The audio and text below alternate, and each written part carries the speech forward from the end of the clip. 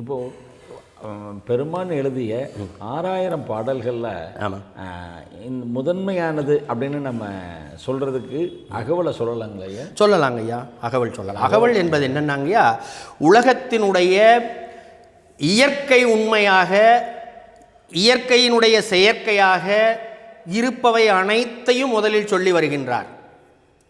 புறத்தை சொல்லி வருகின்றார், தனக்கு புறத்தை சொல்லி வருகின்றார். பிரபஞ்ச ரகசியம்னு அருமையா சொல்லலாம். பிரபஞ்ச ரகசியத்தை வெட்ட வெளிச்சமா பட்டப்பகலா எடுத்து சொல்றது தான் அந்த அருட்பெருஞ்சோதி அகவல்.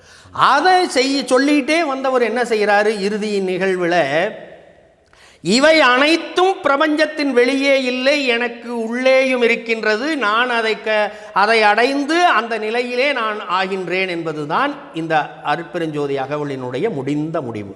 வள்ளல் பெருமானார் அவர்கள் இந்த உலகத்தில் எது சத்தியம் என்று புற உலகத்தாருக்கு சொல்லிக் கொண்டு வந்திருக்கின்றார்களோ அவற்றையே தன் வாழ்வில் அனுபவித்து சிவா அனுபவம் பெற்ற நிலைதான் இந்த அருட்பெரும் ஜோதி அகவல் என்பது.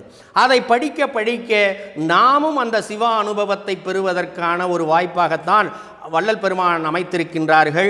அதைத்தான் நீங்கள் தீப மரக்கட்டளை ஒவ்வொரு வியாழந்தோறும் அதை சிறப்பாக செய்து வருகின்றீர்கள்.